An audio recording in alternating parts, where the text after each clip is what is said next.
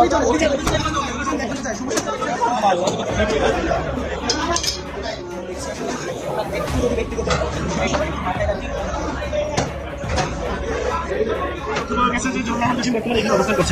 আমরা বেশ কিছুদিন যাবতীয় বুঝতে পারছি কিছু তৎপরতার কারণে আমরা যে টেবিল হান্ট ঝড় চলছে অথবা বুলডোজার ঝড় চলেছে অথবা আওয়ামী লীগের খুবই কাছের হিসেবে আমাকে সবচেয়ে বড় একটা ক্যারেক্টার হিসেবে যিনি আছেন মহামান্য রাষ্ট্রপতি, ওনার বেলায় সরকারের অবস্থাটা কি? ধন সম্পদ বাড়ি গাড়ি এর প্রতি আমার কোনো লোভ নেই। আমি এসেছি বাংলাদেশের মানুষের ভাগ্য করতে। গাড়ি বাড়ি না থাকা পৃথিবীর একমাত্র প্রধানমন্ত্রী নাকি শেখ হাসিনা, অথচ রাজধানীর পূর্বাচলে 20 কাঠার বেশ কয়েকটি প্লটের পর এবার গাজীপুরে পাওয়া গেল প্রমোদ বিলাসের 4টি বাগান বাড়ি। বাংলাদেশের সাংবাদিক জগতের কুলাঙ্গাদেরও বিচার হবে খুব স্বল্প সময়ের মধ্যে। ফেসে যাচ্ছে হাসিনার দোসর মিডিয়াগুলো, প্রশংসায় ভাসছে শফিকুল আলম। আমাদের প্রধান উপদেষ্টার প্রেস সচিব শফিকুল আলম নিয়ে আমি নিজেও সমালোচনা করেছি, কিন্তু আজকে উনি প্রশংসায় ভাসছে যখন তিনি প্রেস ক্লাবে এই বক্তব্যটি দিয়েছেন। আসসালামু আলাইকুম দর্শক, নতুন একটা নিউজে আপনাকে স্বাগতম। প্রিয় দর্শক, দীর্ঘদিন নিজ বাড়িতে লুকিয়ে থাকা আওয়ামী লীগ নেতাকে গ্রেপ্তার, রাষ্ট্রপতি শাহাবুদ্দিন চুপ্পুর নতুন করে কপাল পোড়ার ঘটনা এবং শেখ হাসিনার অদেখা সম্পদের পাহাড় খুঁজে পাওয়ার ঘটনা ও প্রেক্ষাপট নিয়ে করা আমাদের আজকের ভিডিওটি খুবই গুরুত্বপূর্ণ। ভিডিওটি শুরু থেকে শেষ পর্যন্ত ধৈর্য সহকারে দেখে একটি লাইক দিয়ে সবাইকে শেয়ার করে দিন। আমাদের চ্যানেলে নতুন হলে চ্যানেলটি সাবস্ক্রাইব করে পাশে থাকা বেল আইকনে ক্লিক করে রাখুন। আমাদের ভিডিওটি আপনি বাংলাদেশের কোন জেলায় বসে দেখছেন বা শুনছেন সেটি অবশ্যই কমেন্ট বক্সে কমেন্ট করে জানিয়ে দিতে ভুলবেন না। চলুন আর কথা না বাড়িয়ে ভিডিওটিতে একটি লাইক দিয়ে ধারাবাহিকভাবে আজকের বিস্তারিত খবরগুলো দেখে আসি। আসসালামু আলাইকুম। যে টেবিল হান্ট ঝড় চলছে অথবা বুলডোজার ঝড় চলেছে অথবা আওয়ামী লীগের মধ্যে যারা শীর্ষস্থানীয় কর্তা ব্যক্তিরা আছেন দেশে বিদেশে পলাতক, তাদেরকে ফিরিয়ে আনার জন্য ইউনূস সরকার তাদের ইন্টারন্যাশনাল যে কানেক্টিভিটি আছে, এর পাশাপাশি আমাদের ইন্টারপোল পুলিশ আছে, রেড অ্যালার্ট জারি করা আছে, সবকিছু কিন্তু করেছেন যারা এখান থেকে পালিয়ে গেছে। কিন্তু আওয়ামী লীগের খুবই কাছের হিত্র আমাকে সবচেয়ে বড় একটা ক্যারেক্টার হিসেবে যিনি আছেন মহামান্য রাষ্ট্রপতি, ওনার বেলায় সরকারের অবস্থাটা কি?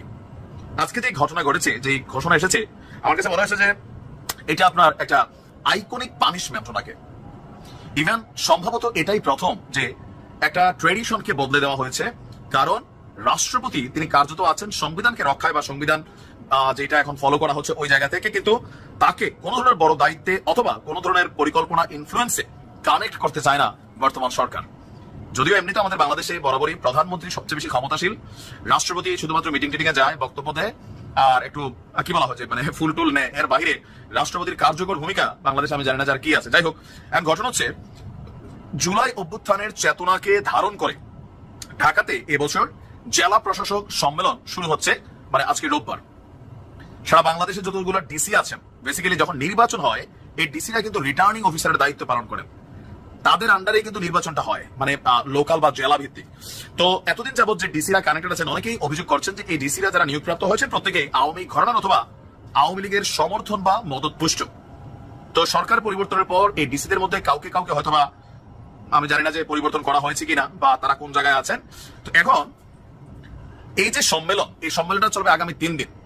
রীতি এবং রেওয়াজ অনুযায়ী এই ডিসি সম্মেলনের একজন প্রতিনিধিত্বকারী হচ্ছেন রাষ্ট্রপতি, মহামান্য রাষ্ট্রপতি। কিন্তু এইবার সেই রেওয়াজকে ভেঙে রাষ্ট্রপতি মোহাম্মদ শাহাবুদ্দিনের সাথে ডিসিদের সাক্ষাৎই করতে দিচ্ছে না এই সিস্টেম, জুলাই অভ্যুত্থান সিস্টেম। কেন? সোজা হিসাব হচ্ছে যে এই রাষ্ট্রপতি আওয়ামী লীগ সমর্থিত, ইভেন তিনি অন্তঃকরণে মনে প্রাণে আওয়ামী লীগ, সুতরাং ওনাকে দিয়ে যদি ডিসিদের সাথে কোনো অধিবেশন করানো হয় কি কি হইতে পারে, হয়তো এরকম ষড়যন্ত্র তত্ত্ব রচিত হইতে পারে, এই পারসেপশন থেকেই এই কাজটা করা হয়েছে। অর্থাৎ এবারের সম্মেলনে রাষ্ট্রপতির অধিবেশনটা বাদ যাচ্ছে। আর এই তথ্য জানিয়েছেন আমাদের মন্ত্রী পরিষদ সচিব ডক্টর শেখ আব্দুর রশিদ। তো এখানে সরকার যে কারণটা দেখাচ্ছে, তবে সরকারের পক্ষ থেকে বিষয়টাকে অন্যভাবে সামনে আনা হয়েছে। বলছে যে আমাদের রাষ্ট্রপতি আসলে তিনি অনেক ব্যস্ত, তো সময় মিলাতে না পারায় রাষ্ট্রপতি এই অধিবেশনে থাকছেন না। সকাল 10:30টায় আজকে কার্যালয়ে 10টায় নিজ কার্যালয়ের শাপলা হলে সম্মেলনের উদ্বোধন করেছেন ডক্টর মোহাম্মদ ইউনূস। গত বছরের মতন এবারও সম্মেলনের মূল ভেন্যু রাজধানীর উসমানী স্মৃতি মিলনায়তন। আর এখানে প্রধান উপদেষ্টা থেকে শুরু করে প্রত্যেকের সাথে এখানে আলোচনা হবে নানান বিষয়ে, বাংলাদেশ অ্যাডমিনিস্ট্রেটিভ সার্ভিস অ্যাসোসিয়েশন, এখানে অনেকগুলো প্রোগ্রাম কানেক্টেড।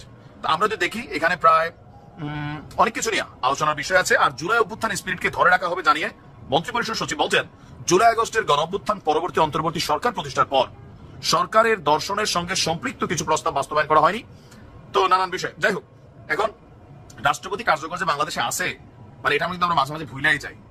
আর এবার যে সংস্কার কমিশন করা হচ্ছে বা সংস্কার হচ্ছে, ওইখানে কিন্তু রাষ্ট্রপতির ক্ষমতাকে ভারসাম্য করা হচ্ছে, প্রধানমন্ত্রীর ক্ষমতাকে ভারসাম্য করা হচ্ছে। তবে এই সরকার পরিবর্তনের পর রাষ্ট্রপতি আসলে কি কি মামলার আসামি হয়ে যায়, এটা খুব আশ্চর্য আর কিছু থাকবে না। এখন পর্যন্ত মোটামুটি নিভু নিভু আলোতে আমাদের রাষ্ট্রপতি তিনি আওয়ামী লীগ পরিবার হওয়ার পরেও মোটামুটি সেফ জোনে আছেন, সেফ জোনে আছেন।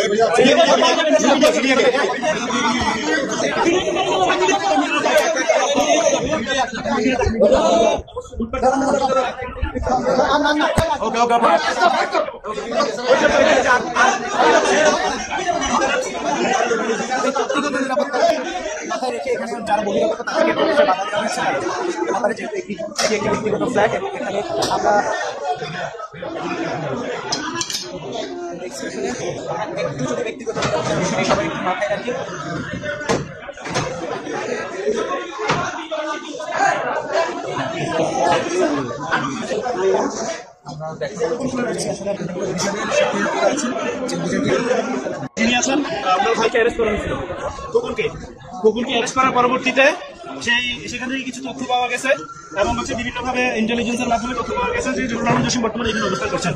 সেটা আমরা বেশ কিছুদিন যাবতীয় বুঝতে পারছি। কিছু তৎপরতার কারণে আমরা আস্তে আস্তে বিষয়টা আসলে মোটামুটি শির হওয়ার পরবর্তীতে এখানে আসলে অভিযান চালানো হয়েছে।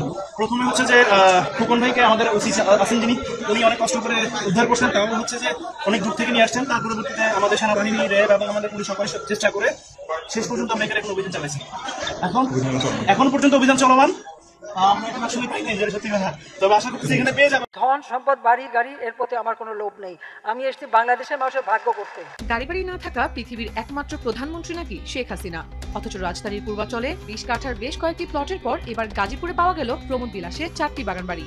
গত 15.5 বছর স্বৈরাচার প্রধানমন্ত্রী হাসিনা প্রায়শই গর্ব ভরে এমন বক্তব্য দিতেন। তবে তার এই বক্তব্য পুরোই মিথ্যা প্রমাণিত হয় যখন থলের বেড়াল বেরিয়ে আসে। 5 আগস্ট স্বৈরাচার হাসিনা ক্ষমতা ছেড়ে পালালে একের পর এক আলাদিনের চিরাগের মতো শেখ হাসিনা, বোন রেহানা ও পরিবারের অন্য সদস্যদের সম্পদের তথ্য উঠে আসে দেশ বিদেশের গণমাধ্যমে। আমি কিন্তু ঢাকা শহরে আমার কোনো বাড়িটারি কিছু নাই, আমি করিনি। শেখ হাসিনার পতনের পর দুর্নীতি দমন কমিশন দুদক গত 17 ডিসেম্বর 9 প্রকল্পে 80,000 কোটি টাকা লোপাটের অভিযোগে শেখ হাসিনা, শেখ রেহানা, সজীব ওয়াজেদ ও টিউলিপ সিদ্দিকের বিরুদ্ধে অনুসন্ধানে নামে। দুদকের অনুসন্ধানে একে একে বেরিয়ে আসে হাসিনা পরিবারের চাঞ্চল্যকর সম্পদের পাহাড়।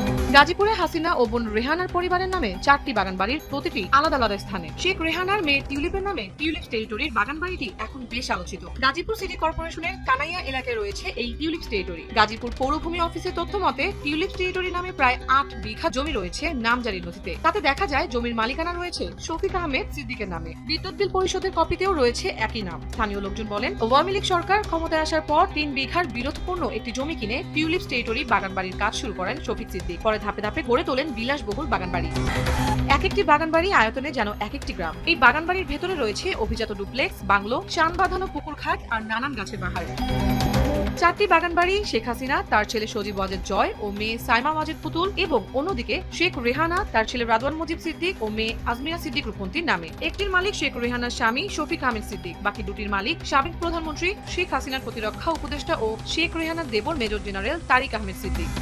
বাগান বাড়িগুলো দলিলে 25 বিঘারও বেশি, তবে স্থানীয়দের ভাষ্য জমির পরিমাণ এর থেকে অনেক বেশি। স্থানীয় বাসিন্দারা বলছেন, বর্তমান বাজার মূল্যে এই জমির দাম 100 কোটি টাকারও অনেক উপরে। এই জায়গাটা আমরা যতটুকু জানি একজন হিন্দু লোকের ছিল, ওনার কাছ থেকে যেহেতু শেখ রেহানা কিনছে আমরা জানি, গ্রামবাসী সবাই জানি।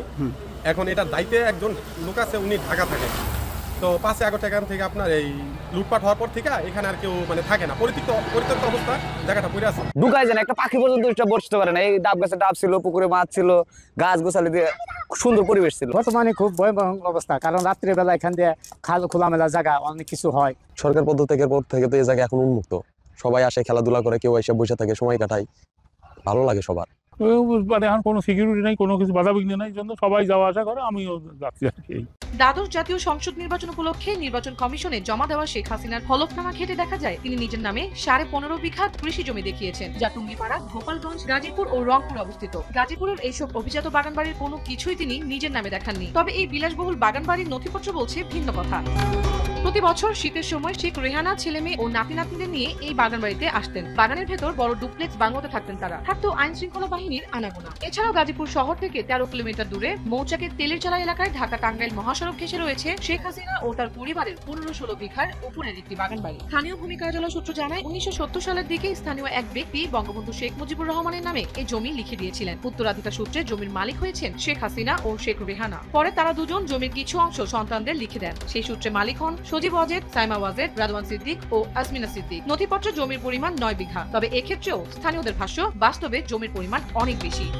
জানা যায় প্রতি বছর শেখ রেহানা ও শেখ হাসিনা একান্তে সময় কাটাতে সেখানে যেতেন। কখনো বা সাবেক মন্ত্রী, এমপি, স্থানীয় আওয়ামী লীগের নেতারা মাঝে মধ্যে সেখানে বৈঠক করতেন। এছাড়া ফাউকাল ও বাঙ্গালগাছ এলাকায় শেখ রেহানা ও তার স্বজনদের নামে বাংলো ও ভূসম্পত্তি রয়েছে। প্রিয় দর্শক, আমরা যখন ভেবে নিয়েছিলাম যে সাংবাদিকদের ভিতরে যারা হাসিনার দোসর ছিলেন, স্বৈরাচারকে টিকিয়ে রাখার জন্য পাশে বসে চামচামি করে স্বৈরাচারের মিথ্যাগুলাকে, প্রপাগান্ডাগুলাকে ছড়িয়ে দিতেন আর সত্যকে লুকিয়ে রাখতেন, সেই সাংবাদিকরা হয়তো পার পেয়ে গিয়েছে। কিন্তু 6 মাস পর এসে আজকে যেই কথা বলেছে সরকার, সেই কথা শোনার পরে এখন আর আমাদের ওই দুশ্চিন্তাটা করতে হচ্ছে না। আমরা এখন আশার আলো দেখতে পাচ্ছি। এই আশার আলো নিয়ে ইনকিলাব পত্রিকা যে রিপোর্টটা করেছে, আপনাদেরকে সর্বপ্রথম হেডলাইনটা শোনাচ্ছি। এতেই আপনারা অনেকটা স্বস্তি পাবেন, শান্তি পাবেন এবং ভরসা করতে পারবেন যে বাংলাদেশের সাংবাদিক জগতের কুলাঙ্গাদেরও বিচার হবে খুব স্বল্প সময়ের মধ্যে। ফেসে যাচ্ছে হাসিনার দোসর মিডিয়াগুলো, প্রশংসায় ভাসছে শফিকুল আলম। আমাদের প্রধান উপদেষ্টার প্রেস সচিব শফিকুল আলম নিয়ে আমি নিজেও সমালোচনা করেছি, কিন্তু আজকে উনি প্রশংসায় ভাসছে যখন তিনি প্রেস ক্লাবে এই বক্তব্যটি দিয়েছেন। আমি বিস্তারিত সংবাদটা আপনাদের সামনে তুলে ধরছি। দেশের অধিকাংশ গণমাধ্যমগুলো ফেসিস্ট হাসিনার দালালি করেছে। হাসিনার তৈরি মব জাস্টিসের অন্যতম উপাদান ছিল এসব দোসর মিডিয়া আর সাংবাদিকরা। এবার নিশ্চয়ই আপনারা বুঝতে পারছেন সরকার কতটুকু শক্ত অবস্থানে গিয়েছে, আর সরকার শক্ত অবস্থানে যাওয়ার কারণেই সরকারের মুখপাত্র শফিকুল আলম এই কথাটি বলেছেন। এবার তাদেরকে দাঁড়াতে হবে বিচারের কাঠগড়ায়। হাতে গোনা মূল ধারার গণমাধ্যম ছাড়া অধিকাংশরাই বিগত 16 বছর হাসিনার দালালি আর চামচামি করে গেছে দেশের সুবিধা লাভের আশায়। তাদের ব্যক্তিগত সুবিধা লাভের আশায় হাসিনার দালালি আর চামচামি করেছে বেশিরভাগ মিডিয়া। অল্প কিছু মিডিয়া ছিলেন রাষ্ট্র এবং দেশের পক্ষে। এমনকি 24-এর গণ অভ্যুত্থানের সময় আর হাসিনার পলায়নের পরও তারা হাসিনার পক্ষেই সাফাই গেয়ে যাচ্ছে। অনেকে আবার ভুল পাল্টে গেছে সাধু, তবে এবার সাধু সাবধান। এবার সাধুকে সাবধান করেছেন। দিন বদলেছে, এটা পরিবর্তন বাংলাদেশের। এদেশে এবার স্বৈরাচারের দোসর মিডিয়া আর সাংবাদিকদের বিচার হবে অবশেষে। প্রধান উপদেষ্টার প্রেস সচিব শফিকুল আলমের কথায় এমন আভাসই মিলেছে, আর এরপর থেকে প্রশংসায় জোয়ারে ভাসছেন তিনি। 1 জুলাই থেকে 5 আগস্ট পর্যন্ত জুলাই বিপ্লবে দেশের প্রত্যেকটি সংবাদ মাধ্যমের ভূমিকা ডকুমেন্টেশন করা হবে বলে জানিয়েছে প্রধান উপদেষ্টার প্রেস সচিব শফিকুল আলম। 1 জুলাই থেকে 26 জুলাই পর্যন্ত এই 26 দিনের আপনাদের নথি, আপনারা কি প্রপাগান্ডা করেছিলেন, কি মিডিয়াতে প্রচার করেছিলেন, সেগুলা নিয়ে একটা ডকুমেন্ট তৈরি করছে সরকার। মিডিয়ায় তো এখন আপনারা লুকাতে পারবেন না, আপনাদের সবকিছু ইউটিউব, ফেসবুক, সোশ্যাল মিডিয়ায় রয়ে গিয়েছে। সেই সব কিছু মিলে কে কোন ভাষা ব্যবহার করেছিলেন জুলাই হত্যাকাণ্ড ঘটাতে জন্য, হাসিনার পাশে থেকে হাসিনাকে উত্তপ্ত করেছিলেন, প্রশাসনকে উত্তপ্ত করেছিলেন, ছাত্রদের উপর লেলিয়ে দিয়েছিলেন হাসিনার কুলাঙ্গা বাহিনীকে। সেই সহযোগিতাকারী ছাত্রলীগকে মাঠে নামার জন্য কে উস্কিয়ে দিয়েছিলেন, যুবলীগকে লাঠি নিয়ে, ছোটা নিয়ে, অস্ত্র নিয়ে মাঠে যাওয়ার জন্য কে সহযোগিতা করেছিলেন, সবকিছুর দলিল আছে এখন সরকারের কাছে। আর সব দলিল একসাথে করে সরকার ডকুমেন্ট বানিয়ে তাদেরকে আদালতে নিয়ে যাবে, এবং আদালতের মাধ্যমে বেশিরভাগ, এখানে উল্লেখ করেছে বেশিরভাগ সাংবাদিক, সম্পাদক, বেশিরভাগ মিডিয়া এই জালে ফেসে যাবে। আর ডক্টর মোহাম্মদ ইউনূসকে চিনতে আমাদের একটু সময় লাগছে, তবে 6 মাস পরে এসে উনি মনে হচ্ছে ঘুরে দাঁড়িয়েছেন। 6 মাস পরে এসে 5 ফেব্রুয়ারির পরে ডক্টর ইউনূসের নতুন চেহারা কিন্তু আমরা দেখতে পেয়েছি। গত কয়েকদিন আগে উনি কিন্তু বলেছেন যে আমার দ্বিতীয় অধ্যায় শুরু হয়েছে।